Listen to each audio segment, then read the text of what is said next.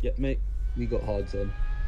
We're going to the end. And another week comes to a close, and this one holding Formula One racing in Hungary, which, by the way, can we get rid of? Yeah, I don't know. I get there's some tracks that are here for historic reasons. They've been here a long time. But hey, if you're not good enough, get out. And it's not good. It's not great for overtaking. So what's it here for? It's not a particularly iconic place. Hungary. It's cool enough, I guess. I ain't got nothing against it. Like Monaco, look, can you overtake that? No, but it's a different dynamic on the calendar. I like it enough. It's Monaco. It feels like this thing. But Hungary, it's just like you're not Monaco. You're not like some tight street circuit. You're just a circuit, and you're not fun to watch really. So I don't really know why we got to have tracks like Hungary on the calendar. But I guess they are rewarding us by giving us Spa next week. So that's a little we're sorry, I guess. It's a little like cushion, like we know, because it's true. They know Hungary's shit. Like I think there's a break right after Spa, so like they know it's like we'll give you Spa and then you can have a break because Spa's everyone loves Spa, so we'll give you Spa and then you get the break because we just treated you. They would never do like Hungary and then the break. You know what I mean? That's for good reason. They know it's dog shit. The race was fairly mid. Nothing really happened. There was a little bit of chasing towards the end. I mean, Verstappen won by like half a minute or whatever. But let's go through this in order. We got to do rate my quality first, which, to be honest, Max wasn't on pole, so I think we've got to get. And I know this sounds like a bit of lovely bit of British bias, but look, I've been capping my ratings of quality to like a maximum of like 7. I've been trying to at least. Um, if Verstappen's on pole because it can only be so exciting if the pole is always the same. And finally, we had a different pole sitter. Norris was also up there in P3. You had Russell going out, Q1. Ricardo out qualified Sonoda. It was fun all round. I mean, Perez only qualified. Where did Perez qualify? That's right. I've actually wrote some stuff down for once to actually know. Perez qualified like P9. So it's like people were all over the gaff. It was a good time. I'm going to give that quali a. I guess the only thing I'd really want more from a quali is maybe like someone to just crash out, you know? I mean, you know what, actually? I'm going to give it a 9. And for context, what would make a 10 quali, if you want to know what would constitute a 10, is if Verstappen was just way further from the front. Like, he was P2 and he wasn't on pole, yeah? But it was by like thousandths of a second or some shit. So, like, if Verstappen qualified like P15 or some shit, would have been a 10. By the way, this isn't because I don't like Verstappen. This is just out of needing change and wanting stuff to be exciting. In terms of the race now, so I'll give that. What did I say? 9. Yeah, I think nine's fair. I'm feeling pretty lenient today. Most of the fun did come yesterday because today it was just sort of going through the motions. I've seen a lot of Perez love. I don't know if Perez actually got driver of the day. If he did, I mean, who was on commentary? It's Crofty and all the other people I really get mixed up. I don't know if it's It's not Brundle. He does the grid walk. The grid walk is such a funny word. It just sounds like a TikTok dance. I know gritty, obviously, but then it just sounds like I don't know. It just doesn't sound like old man walking down the grid actually. But yeah, he does the grid walk. Was that Ted? No, Ted Kravitz's notebook. Brundle. No, Brundle does the pit walk, grid walk, whatever. So is it? Who's the first name I say? You see what I mean? It's very hard. They're all white geezers. I can't remember. But whichever the other one is on commentary was giving Paris some love, right? And mm, mm, you're in a rocket ship, designed by NASA themselves. You're going at terminal velocities, and a couple miles per hour more, and you could probably take off and break through Earth's orbit Earth's atmosphere. So, how impressed am I meant to be that over a 70 lap period, you can string some laps together to go up the grid and overtake some slower cars when you're in the by far the fastest car on the grid and you're qualifying P9. And sorry, there's probably an excuse this week as well. There's been an excuse the last like 9 weeks in a row or whatever. Probably not that much, I'm exaggerating, but still. Perez, over one lap when it matters, when it's important in your quick car, the car which Verstappen's put on pole almost every time, the same car that Verstappen finished the race over 30 seconds in front of everyone else. When you're also in that car, yeah, sure, qualify low down and gain positions. Everyone could do it. Russell did it. Russell did it from, where was Russell? P18 to P12? No, P18 to P6. 12 positions gained. Like, you know, I'm more impressed by that.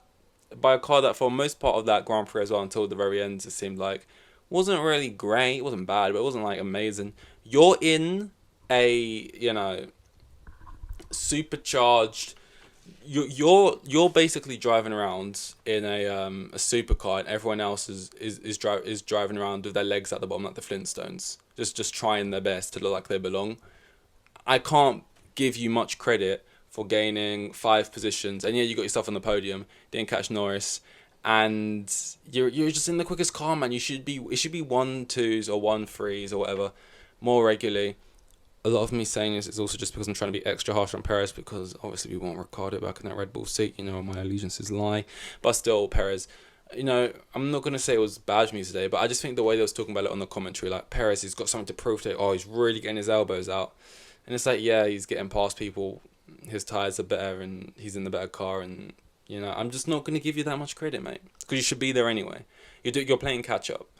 We had Lando finishing P. Well, we can start at the beginning of the race. Well, we're not allowed about starting there. We've just been talking for like 7 minutes. So let's go back to the beginning though, because obviously Hamilton was on pole, which was exciting. I was like, oh my god, pole, Hamilton, he's bloody back. He's doing the thing where he's on pole and he broke the record. That's great. He gets a decent start, but the Red Bull just sort of drags him and then gets the inside line. He then kind of has to go a little bit out. Obviously, he's going around the outside a bit of him, who then has Norris going on the outside of him, which then kind of just leaves it open for Piastri to just go inside. Thank you very much. I'm going in P2. Meanwhile, at the back of the grid, you got Guan Yu Zhou, I think, playing bowling. He just didn't get off the line. Don't know what he did there. And he kind of did the whole Wii U strike. Not Wii U. What's Wii U? Just Wii. Remember Wii bowling? He takes out a couple people. He's like, into the back of this, goes into the back of that, goes into the back of that guy. You had Pierre, Esteban, and Daniel Ricciardo seeming to be the guys all getting hit mainly there, which was a shame. But it didn't really matter for Daniel Ricciardo. I don't know, even if he didn't get hit and sent back, where he could have finished, maybe like P11 max. I don't see him breaking into the top 10, but he could have been maybe fighting with Albon at the end of the race if he didn't have to go back and then work his way back forward. And to be honest, I didn't really see Ricciardo ever overtaking someone, so I guess they just got the strategy right, which is weird because at the time they was going on like, what is Ricciardo doing? He's madness. But it worked out well for him, and he managed to somehow be all the way at the back behind. So whether it was through pit stops or what, I know Tsunoda didn't have the quickest pit stop, but it wasn't long enough for Ricciardo to have made all the time up just from that. So, I don't know, but he started 13th, finished 13th. Tsunoda started behind him, finished behind him. So, he's done everything right so far that he can do. He's out-qualified Tsunoda. He had to do that. We didn't have to do it straight away necessarily, but he did that. And he's, outranked him. Didn't have to do that maybe necessarily either, especially people might not expect it of you if you got drove into the back of or bumped around a bit, which sent you back. But he got it done. He's been pretty tidy. Kind of went under the radar, not under the radar in the sense that he deserved praise, but just like he didn't really have much to do. And this is what happens, when you got cars that are out of position on the grid. It can lead to at least a little bit of excitement here and there. When you got an Alfa Romeo sitting fifth, and you got Mercedes sitting back there, you're gonna have things trading a lot. It was a bit of carnage on the first lap. To be honest, I prefer a bit more. There wasn't any yellow flags, so you had Sargent spinning out at the end, trying to create something interesting, but it was probably too little too late by that point anyway, because there's like a lap or two left, but so they would probably just end under a safety car. But maybe this is the kind of track, because this is a 2-stop track, which I think is, maybe I've just found out the reason why they keep it, because I remember reading somewhere there isn't many like 2-stop tracks left on the grid, so like if this is a 2-stop track, then fair enough. For keeping it, and maybe if you get a safety car strategy and things like that can sort of switch things around, make it fun. Red flag, yellow flag, safety car, virtual, full blown, whatever. But there just wasn't really much of that going on. It's kind of standard. Verstappen, I'm sitting there. Verstappen pulls out, and he was gonna win this race regardless, unless he got like damage on an awful pit stop or something, or just driven off the track. But like, there's no, when he's like taking the lead of the Grand Prix on the first lap, and it's a 70 lap track. Not that it matters, but you're just like, okay, well, he's not being caught now. At least if he like drops down to P4, there's a chance that while fighting, trying to gap back through maybe like a Hamilton or like a this car or that car, he might be forced wide or drive off the track or get damaged. Like, there could just be things happening. He's in the firing line. When he's just out in the front and he's just got like his podcasts in, just driving away, not a care in the world, not much going on. You see a lot. Fucking Ocon's in hospital because his back, my back, because you're in the car like this. He just fucking got sent up. Actually, got sent And when you think about it, like that crash doesn't look too bad. If you were sitting in it normally, you'd imagine. But like you kind of forget they're basically laying down in there. So he's like laying down in this coffin. Basically, just gets pushed up to almost like standing up. Maybe it wasn't that steep, but still, like pushed up and then just falling straight back on your back, it would hurt. Meanwhile, you just got Verstappen just having a lovely drive, really comfortable.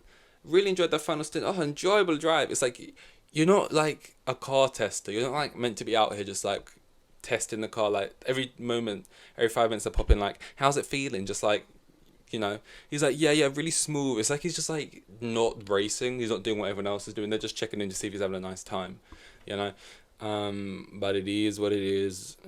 Lando gets the P2. He breaks. He breaks Verstappen's China, because that trophy, to be honest, if it was mine, I wouldn't mind who broke it. I don't like the look of that. That's a bit of, that looks like it's got someone's ashes in it. It just, I don't like the look of that trophy, to be honest. I'm not saying that just the boring looking silver ones that just kind of look like cylinders are real funny, but I don't know, I'm just not really feeling it, that artifact looking trophy. So Norris breaks it for good measure, doing his classic celebration onto, and he dropped it last week as well whenever we last raced, but that one's a bit more sturdy. This time he knocked the lid off it, but it's got to be done. That celebration is goated, and we just got to be seeing it off the top step now, because that's got to be done. And it's kind of cool to have your own little thing. Usain Bolt's got his little, Mbappe's got his little arms crossed thing, and Ronaldo's got, Sue, Daniel Ricciardo's drinking out of his own shoe, and peer pressuring other people to do it, and now, Lando's got his whole, like, exploding champagne thing going on, so it's cool, It was pretty miserable in the car today, though. Pretty miserable, snappy. He was like a little 13-year-old boy, sort of unprovoked, just shouting at everyone, and it's fair, I get it, when you're pissed, and they're like, by the way, Perez is rapidly catching. It's like, yeah, I know, I can see him, and I'm driving as fast as I can. But also, it's kind of the vibe of, like, classic, like, the mum walks in the room, like, Lando, I just baked fresh new cookies downstairs on the side. And she's, get out of my room, Mom. Shut up, Mom. I'm playing Minecraft. It was just kind of classic like that type thing. Like, unprovoked. Lando, dinner's ready. Mom, I can't. No, Mom. Actually, that reminded me of when he lost P1 and he's screaming at his team like, shut up. And then obviously what happens. But yeah, it's those vibes. It's like, Lando, dinner's ready. Get downstairs. I'm playing. No. Lando, it's dinner. I made your favourite. Just pause the game, come down. You can't pause the game, Mum. It's live multiplayer. He's just shouting back at the team. Just shouting at them. They're not even replying to it. They're just like, yeah. You could tell, like, you couldn't see their facial expressions when they're giving the radios, but you could tell it was definitely like this. Lando, yeah. Perez 6.6 behind. Just brace for impact. Obviously, he's going to be annoyed about it. But, he wasn't too annoyed when he crossed that line and it was P2. Woo! Sorry, just breaking your eardrums. But, that's how it sounds, on the radio, screaming his head off because he got P2. But, he's got a fair few podiums now. I don't know how far he is off 10. I've had to guess, I'd say he's maybe on 8 podiums, maybe 7. But I reckon it gets to a point now where you're like, I want that win, Tom. I want that win. Anything else really going on in the race, or should we get to the awards? Daniel out qualifying Yuki, yeah. We got Spa next. Yeah. Oh, here's something. Here is something. How could we forget poor Charles Leclerc? Well, I've titled this thing. I forgot. Charles Leclerc, and I literally almost forgot about him. Poor little Charlie. What are we gonna do with you? What are we gonna do with you? To be fair, mate, you qualified P6. Actually, that's not awful. In a Ferrari, you got the most out of it. You out qualified Sainz, was P11. But firstly, he gets a bad pit stop. So you're thinking, okay, that's not his fault. Again, he's got that bad luck. He gets a time penalty for speeding in the pit lane, which I get is like your own fault. I'm not saying that can be blamed on anyone else, but it like we don't know what the difference was. It was probably like 4 miles per hour over, and I get it. If you're over, you're over, but it's just more like sort of bad luck, and it's not really luck. He did that, but still, accumulation of things, and it's just kind of like he ended up finishing P7, and I don't know where he would have finished. Maybe at best he only really would have got P6 anyway. Maybe he would have been challenging P5 with Piastri, but I don't know if they got that in their locker right now. He's just not a particularly quick car, really. He's in like a really mediocre Ferrari that's like, it's like good, but a lot of times it just seems to be kind of mid. With a bunch of strategy people who just get it wrong every time. You sacked, Ronald McDonald, and then you got this new guy in, and it maybe felt different for a couple of races, and everything's back to normal now. You got Sainz dictating strategy every time. They jump on the thing. He's like, no, not like every single time. You're getting on like, why would you suggest that to me? You got not switching positions. Sainz saying I'm faster, Leclerc not giving it to him. Maybe should have. Maybe the other way around. Sainz should have gave it to him. It's just kind of like they're just always tripping over each other, and you just got Here's the thing I spoke about the other day. That kid who's getting paddock passes because he was crying because Perez crashed out in practice one. By the way, I'm sorry, but crying at your team losing is a part of sport. We ain't got to be rewarding you with... I get it's a nice gesture, and when he's actually in there and you see him getting to hold the tyre and stuff yeah, it's wholesome. But sure, mate, you know what I mean? Charles Leclerc deserves 16 Red Bull paddock passes. Let him go in there bright-eyed, teary-eyed. I could be world champion, Lando. Look, this is what a championship-winning car looks like. Let him go in there, have a look around. Because honestly, at this point, Leclerc would be just in awe as that kid was walking around a Red Bull garage, because he's like a couple doors down. It's on fire, not in a good way. It's burning down. So I do feel for Leclerc a bit, because I remember getting into it. It's like Leclerc's this he's the guy, he is him type driver, and he's one of the best of this era. People would argue, is he better? A lot. I think if you did a poll, especially right now, because George hasn't been doing too well in the last 4 races, maybe 3 races. So especially now, but I think even over the last however many, people would say that the best drivers, he's up there, he's top 3, it's Verstappen then him, and Hamilton obviously all together, but people would say he's only a little bit worse than Verstappen, and obviously they were fighting each other for brief periods of last season towards the beginning. That was last season, right?